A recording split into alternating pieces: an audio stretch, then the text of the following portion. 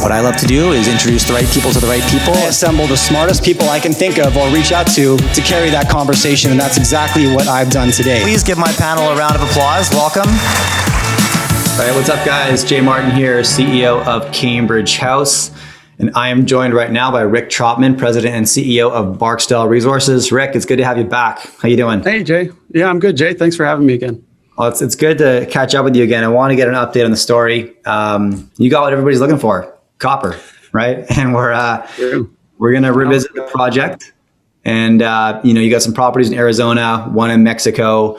For anyone who hasn't seen a previous piece of content or isn't familiar with the story, Rick, why don't we start there? Just give us like the 30,000 foot view. What is Barksdale Resources up to and where are your projects? Sure. Yeah. So Barksdale Resources has a portfolio of assets in Arizona and Mexico, as you mentioned. We've got pretty much everything spanning from early grassroots exploration, like our San Antonio project in Arizona, through projects that have already discoveries in hand that are waiting for permits for us to go and expand them further, like Sunnyside, all the way up to projects like San Javier that we have in Mexico, which have historic resources on them that we look to expand, increase the quality, and actually push them closer to production. So when it comes to base metals, we like to say that we kind of have a little bit of everything in good jurisdictions and projects that ultimately we think other people will want. Okay. Yeah. Now I want to start with Mexico, and we're just going to touch on that briefly because what I really want to focus on right now is Arizona. Seems like that's where the action might be, but give us the quick brief. If we're looking at San Javier, that's your project in Mexico. Is there any activity news flow that we can look forward to in like a 12-month period here? Yeah, during the next 12 months, we're going to have a lot of activity at San Javier. We bought that project a couple of months ago and are kind of getting our feet underneath of us right now. So we're out there logging core, rebuilding a geologic model with the goal to start drilling here in the near term as soon as we have our permits and community agreements in place, so that we can get in there, take that historic resource that was, a couple 100 million pounds of copper and really increase the quality of it, push it closer to production, consolidate the district, and really start to show investors and the investing public that we have an asset that is kind of actionable, especially given that copper prices are rising and they're rising quickly. So we want to show that this project can go from what is perceived to be exploration all the way to probably a construction decision in a matter of a couple of years. Okay, excellent. Now let's jump up to Arizona. You got 3 properties up there: Sunnyside, San Antonio, 4 metals, all in, I guess, what you consider the Patagonia region. Yeah, it's the Patagonia mining district. So yeah, we've got 3 anchor properties there. Sunnyside is kind of the big ticket. It has a discovery already. It's a skarn system around a major porphyry. So a couple billion pounds of copper probably in the porphyry itself. But then more importantly, the skarn that's right on the side of the porphyry is high grade copper, zinc, lead, silver. And that forms a part of this larger mineralizing system that includes our neighbor South 32 that has a multi-billion-dollar development asset that they're pushing towards construction and ultimately production. So that's a very important piece. And then on top of that, we have a couple of exploration assets within the same district that, if they end up providing some exploration success, could be quite substantial. We can make some actual really big copper discoveries on the porphyry side in that district. So if you look at the map, the Patagonia mining district and South 32's project that they're moving towards production, you're kind of cornering them, right? If you look at where 4 metals, Sunnyside, San Antonio, you're surrounding the project. So, are you talking to South 32, or how does the relationship work right now down there? Yeah, the relationship is quite good. We talk on a frequent basis, update each other on what's going on corporately, and then our teams on the ground as far as community relations and things of that nature. They talk on probably a bi-weekly basis, just to make sure that we have any community issues kind of well discussed between the groups. Like you said, we're the second biggest player in this district as far as total land. And so over the past 3 years, we've really we've really pushed hard in terms of consolidation. So now we've got 3 projects. We're not quite circling them, but we're probably 60% of their total land position. And obviously Sunnyside is immediately adjacent to where they're developing the Hermosa project. So it's quite important. And then other notables in that same district include Rio Tinto, that has some sizable property positions, looking for porphyry coppers as well as there is a joint venture between Asarco Minerals and Glencore, which is another porphyry. And so this is quite the prolific porphyry district, so to speak, in southern Arizona, which is porphyry copper country. And so that's part of the reason why it is so exciting. There's lots of potential here to make not only discoveries, but strategically important discoveries. Yeah, so that's a key point, strategically important discoveries, because I think it's important for copper investors to recognize the limitations on an exit strategy with the copper project. It's not the same as gold. And we touched on this last time we spoke, but Yep. I do think it's important to hammer that if you're pushing a copper project forward, your options to wrap this story up, if you're a gold project, you got tons of suitors. If you've defined an economic deposit, you can maybe raise the capital, push it into production yourself, depending on the scale. And if not, there's hundreds of gold producers, junior, mid-tier, and majors that might look at the project. And the copper business, just because of the capital requirements, the timeline to build a copper mine, and then I guess the half a dozen majors that actually could move the needle and put something into production, your options are very limited. And so, how much has that impacted your strategy in terms of consolidating land in the Patagonia mining district? And then obviously I want to know if you're planning to do more of that.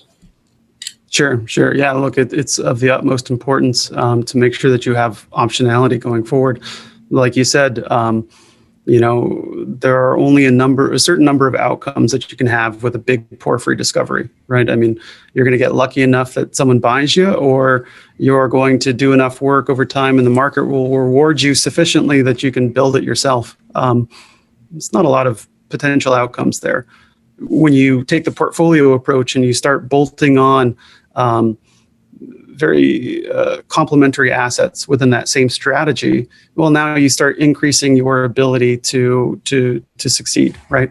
So having those early stage exploration projects sitting next to development stage projects gives you multiple levers that you can start to pull on, and gives you more of an opportunity to push the entire boat forward, right?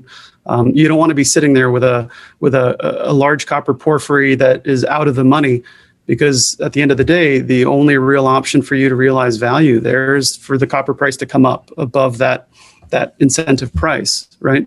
Whereas if you have multiple assets, you might get value through discovery, you might get value through, the actual commodity price going up. And overall, you can just keep layering on these different value drivers within a portfolio. And that's the approach that Barksdale's taken here. At the end of the day, we don't want to be a group that's just stuck on one path, and there's only one way for us to succeed. So we want to give our shareholders as many options as humanly possible out there, because as you know, Jay, life throws a lot of curveballs. And the more times that you're, in the box taking a swing, the better likelihood that you, the odds of you hitting the actual ball go up. So yeah, that's what we want to do. We want to take as many swings as possible. Right. And we're talking about exploration, right? In terms of getting hit with curveballs, there's plenty. Now, your background's in investment banking. So, you're talking about optionality with Barksdale, right? You guys have a few different paths you could go. You want to have, as you said, multiple levers. And I know I've mentioned it before, but I do want to hammer this, because not all copper companies are created the same. And there's a lot of hype right now in the copper space. It's really copper, silver is the two picks from a lot of the guests that I have on the show as top performing commodities forecasted for 2021. So it's easy to get wrapped up in a copper story because of that, but you need to dive a bit deeper into this commodity, in my opinion. So I want you to give us a bit of background from when you were on the banking side of things, Rick, and why, and maybe even share an experience on a personal basis if you have one, and why you always stuck with projects with Optionality when you were on the investment banking side? Sure. Yeah. Look, the best example, and I won't name names on the actual company itself, but the best example comes from a project that I know down in South America that it's a great asset. It's a big copper asset, but it's the only asset within a particular company. And the capital that is required to push this thing forward is so immense that there's no way that this company can do it alone, right? I mean, you're talking about multi-billion-dollar capex against a market cap of a company that's, on a good day, $10 million. Okay. There's not a lot that you can do with that at the end of the day. And you spend a lot of time talking to people and just trying to nurture relationships as a management of a company like that, because no one's really going to see the immediate need to go in there and buy it from you. Like they're stuck assets, and you don't want something like that. So when you have one of those within a company that has a portfolio of other assets, you can get a win from one of those other assets. And that's what you want, right? That lottery ticket, if you will, is still there. The value is still preserved, but you have other assets that can kind of share the burden. If one of those hits, you can see value as a shareholder, right? And it might even complement what you're trying to do with the large asset that has, the multi-billion-dollar capex. That's why companies, back in the day, like Equinox, that had Ross Beatty with multiple large porphyry projects, they weren't waiting for just one porphyry to get sold for them to kind of win, right? They had a whole stable of these things. And it was the fact that they had many of these things that allowed them to have the success that they had, because once one sold, then they had the capital to push the others forward. And it was kind of this cascading effect. Yeah, 100%. And you'll see that time and time again. I mean, Ross is one of the first guys that comes to mind, especially in a bear market. They're busy consolidating properties, right? And building up those levers. So then revisiting Patagonia in Arizona, we're looking at your land consolidation right now. Are there more options for you, Rick? Like, are you looking to expand and consolidate more property, or where are you at? Yes. Okay. Yeah. The answer is always yes. Yeah, that district is just so valuable. If you look out 10, 20, 30 years, that district is going to be producing a lot of metal. And right now we're the early innings of that game. And so as much consolidation as we can get done, the better we'll be over the long term. And at the end of the day, if there is another major discovery in that district, more suitors will come, and it'll make it harder to get property. So if they are available and we can do reasonable deals on those properties, we're going to try to push them ahead as fast and as aggressively as possible. That's interesting. So do you think, Arizona, Patagonia, this area is about to attract a lot more attention? Are you expecting more activity? I think so. Yeah, look, we have 2 permit processes underway on 2 different projects. Once we have those permits in hand, we'll be very active on the drill bit, and we'll be putting out a lot of news. Hopefully that comes with discovery, and that should bring a lot more attention to the whole district. And so, I think once we're at that phase, and if we do have those results that I'm hoping to get, there'll be, a big spotlight on this district once again. Okay, so let's jump into the 3 properties with a bit more specificity, starting with your big ticket Sunnyside. In terms of news flow, Rick, what can investors expect? Yeah, so Sunnyside, we are kind of getting towards the end of the permitting process there. So we've been in this for a number of years, as you know, and it's been a long, tortuous process. It's a lot of pain, but we are at the top of the hill. We are starting to come down the downslope. So we have a public comment period coming up here in the next 6 weeks or so. And so once we're through that comment period, we are going to be working with a more defined timeline to the end of the whole process. So we're looking to get that permit by the end of the year. And that will include not only the close of the comment period, but then delivery of kind of the preliminary permit. And so those are going to be 2 major catalysts for us outside of getting the final decision notice that allows us to go and drill. So Sunnyside, while we won't be drilling most likely this year, we're going to have the dinner table set, and we're going to be ready to chow down as soon as we have the ability to put the drill on the ground, probably in December of this year or early next year. Love it. Okay, let's move over to your grassroots project, San Antonio. Same question, Rick. Can we expect news flow? Yeah, so San Antonio, similar to Sunnyside, is at the end of its permitting process, except for it's a smaller, more compact permit that we're going for. So we're hoping to get in the first quarter of this year an outcome on that permit. If we get the ability to drill, then we'll be in there rather quickly with a kind of a month-long, 6-week-long drilling program that's just designed to get us in there and put the holes down that will tell us whether or not these geophysical anomalies that we're seeing that look like a big copper porphyry are in fact a big copper porphyry. And so we're hoping that those 10 holes or so will give us a discovery. And so that's going to be quite an exciting time once we have the ability to drill at San Antonio. And that is a much earlier stage project like we were talking about. And so having that discovery in the same district that we have our other major projects in kind of lifts the value of the entire district and not just our portfolio. So it'd be fantastic. Yeah, is that the main trigger point? Like when I look at this story, that's probably the one catalyst right now that stands out to me as really moving the needle in terms of value. Whether or not we get the results we want there.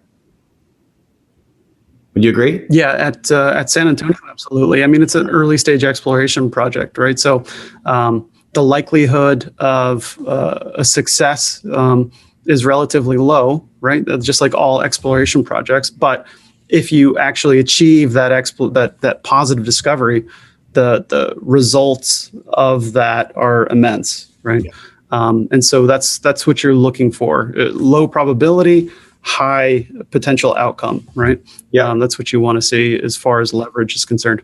And so that's why we don't just have San Antonio in our portfolio, right? We have other assets in there. That way they all work together, right? I'm with you. Okay. And Four Metals, Rick, do we want to touch on that? Yeah, Four Metals is strategically close to San Antonio. It has a historic resource on it already. It's a breccia pipe that comes up to surface. It has, depends on what historical resource you want to believe. It has between 10 and 30 million tons of historic resource at decent copper grades. And so if San Antonio turns into a proper discovery and turns into a large developable project, well, Four Metals now becomes a great satellite asset to that. And so there's lots of optionality in there. And Four Metals is a little higher grade as well than the other porphyries that are in this district. And so it could act as a sweetener if we do find something at San Antonio. Okay. And are you going back to the market for capital anytime soon? You think you're sitting at like $7 million in cash right now? Is that right? Yeah, we've got well over $6 million in cash right now. We topped up in October of last year, so we are good for the time being. We should be able to drill with the cash that we have in hand, and would look to come back to the market, once we have hopefully a discovery under our belt, or at least we're actively drilling it down at San Javier. Okay, I just want last question. Just please touch on some of these majors that are shareholders in Barksdale. You've got a couple of your neighbors who have invested interest. Yeah, so we have two major companies that are quite large investors in Barksdale. One is Osisko Gold Royalties. They are our largest shareholder. They have been a shareholder with us for a couple of years now. They were originally shareholders in the company that was next door, which was Arizona Mining. They made a lot of money off that investment in Arizona Mining. They have a royalty over most of the assets in the district. And so they are shareholders of ours, I presume, because they understood the value of the district in the long term. They understood the geology, the prospectivity, and they've been very large, very supportive shareholders for us for quite some time. They're a great group to work with. And our other large shareholder is Teck Resources. It's a major diversified mining company based out of Vancouver, British Columbia. They had been active in the Patagonia district for some time. They had a very large project there called San Antonio. We had multiple attempts of trying to buy that from them to no avail. Ultimately, we ended up doing a private placement with them where they came in as a shareholder of Barksdale. They liked, obviously, the district. They liked the prospectivity that we had at Sunnyside. So they decided to invest. And then shortly thereafter, we did come to an agreement on San Antonio itself. And so that's how we got that project into our portfolio, was through the acquisition of the project from Tech. Okay. Got it. And US Global, also the shareholder, Frank Holmes' firm, actually you're one of his top picks at a recent summit he did on Streetwise, I think. Anyways, Frank's also a feature on this show on a regular basis. Look, Rick, you tell the story really well. It's been awesome getting a catch up from you, bringing it back in front of our audience. So thank you. I want to do it again. And I'm looking for news. We're going to be keeping our eye out for more land consolidation in addition to some results from these projects. So thanks for coming back on. It was good to catch up with you. Yeah, thanks, Jay. I really enjoyed being on here with you and look forward to the next time.